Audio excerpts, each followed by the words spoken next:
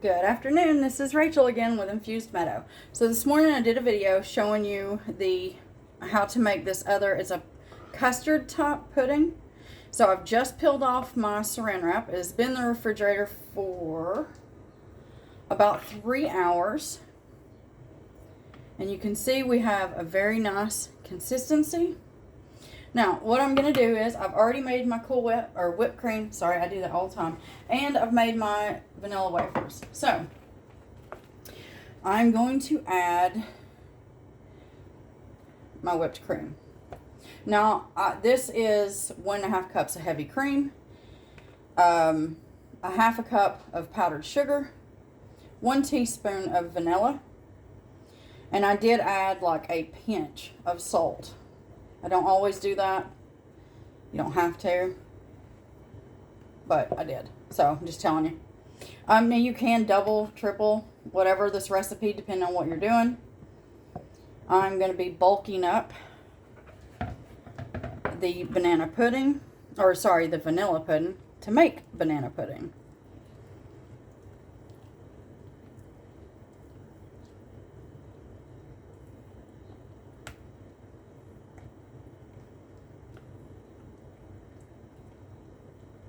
So I thought I would show you the results of this, since I did show you this kind of pudding. This is the one that I prefer, and the one that I tend to make more than the powder. I like the powder for days that I just don't have time to do all this.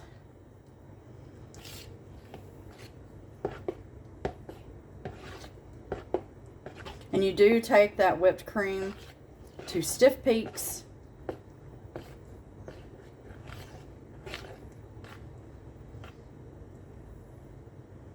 And it will not mix until smooth, just so you know. It will look a little lumpy, and that's okay. I'm just trying to work out any of the bigger clumps that just don't seem to want to blend a little.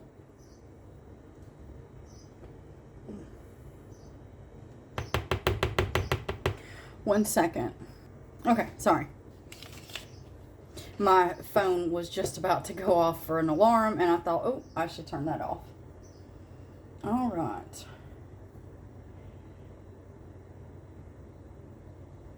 And this was just for the heavy cream, so it's fine.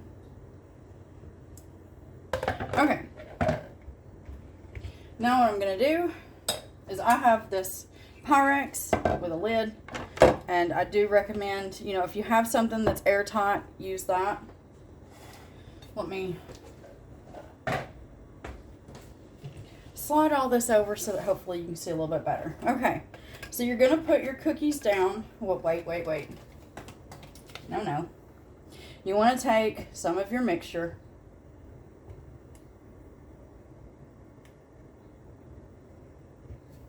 And we are just going to spread this out. This is so that our cookies actually have something to set on. So I apologize. I'm rushing things, and I should not be. But we all do it. Even though I tell you, slow and steady is the way to go.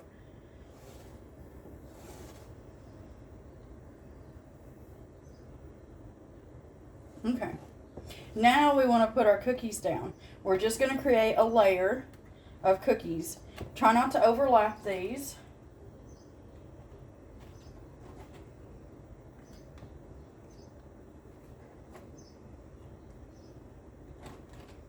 And yes, I do know my cookies are not perfectly round, but hey, they're edible and they fit.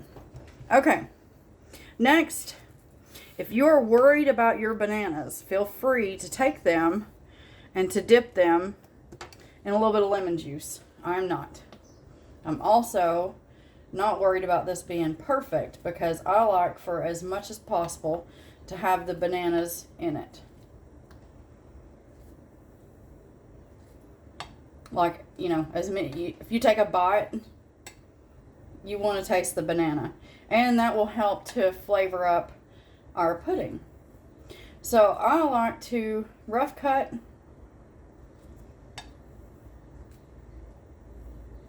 Put them all over.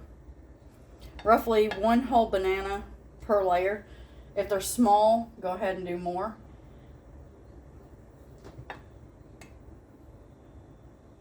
All right. And now we want to go in with some more of our pudding.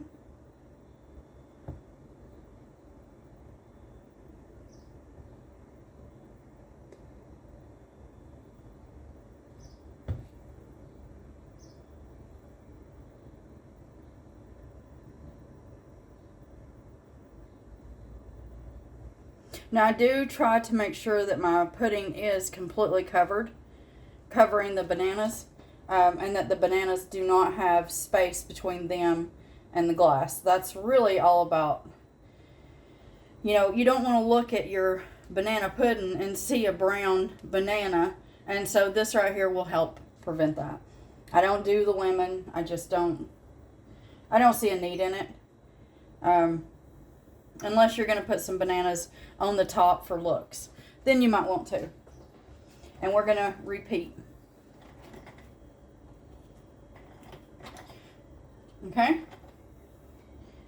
So I think you get the gist of it. I'll pause this and we'll be right back. Okay?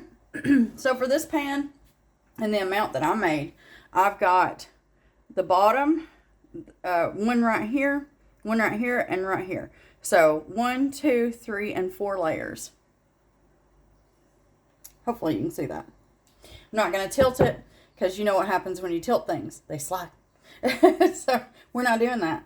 I have cookies left over, which is exactly what I planned for because my husband absolutely loves these cookies. They're his favorite little treat. So I always make sure that the batch makes, I think, 72 cookies, 72-ish, if you use the little small teaspoon scoop, which is what I do. So you should end up with at least 72 cookies when you use that small scoop. If you use a slightly bigger scoop, you're going to have bigger cookies, and that means you're going to have less cookies. Okay? So anyway, I wanted you to see how this turns out using this pudding. It's the exact same recipe with the cookies and the exact same recipe with the whipped cream. I just didn't make a bigger batch because I don't want to put anything on the top. That's just me. And I'm not going to crinkle any of these to put on the top because it's just for me and my husband. I'm not sending this anywhere that I need to impress anybody. And half the time I don't care anyway. It's about how it tastes. And I mean, that's like, I'm not in the camera because I'm not important. It's the food that's important. So I really hope that you make this. And if you want the quicker version, go to my other pudding video, and you'll see it's a quick mix pudding that comes from your from your milk powder. So it's another way that you can use milk powder. And I will be doing a few other videos showing you other ways that you can use milk powder because you might be amazed at how many ways that comes in handy in a kitchen. Like as a substitute for evaporated milk, or if you need to make some quick buttermilk. And you're after the flavor and that flavor profile of actual store-bought buttermilk, even though actual buttermilk is where you churn your heavy cream into butter, and the milk that's left over was originally buttermilk. But throughout time they started culturing, and now that's considered buttermilk. Doesn't matter. Anyway, this is delicious. This is going to go in the refrigerator where it will set for at least 3 hours. So that those bananas can start to, put a little bit of that banana flavor into the pudding. Now, like I said in the other video when I was making it, if you're one of those people that wants your pudding to taste like vanilla, go get you some of that artificial flavoring, banana flavoring, and just start with a couple drops because I know those things are quite potent. Some of them, to me, I have tried some of those before, and I just don't care for them. I think they all taste very mechanical. But that's my opinion. But if you don't mind them and that's what you want to use, you go right ahead. Okay? Because the only other thing I can think of that you could possibly do is take yourself one banana, mash it up really, really, really well, and then incorporate that into your pudding when you add in your whipped cream. And then that will give you a little bit more of a banana flavor. But that's about all I can think that you can do. This is what my mama's done my whole life. And probably my mama. I've never actually asked my mama about banana pudding.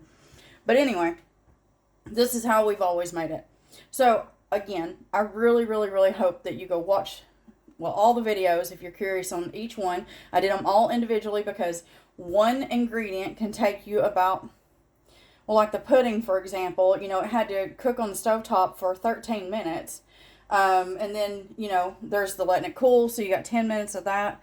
So it's not a quick process, and that's why I did each video individually, so that you can see from start to finish each individual product, which is the whipped cream, the vanilla wafer cookies, and now you have 2 types of pudding that you can do. So again, I really hope that, you know, if you have time, like Saturday, make it. I honestly think that you'll absolutely love it. But if for some reason you do not, then I hope you find all those recipes out there that are right for you. And as always, have yourself a wonderful day.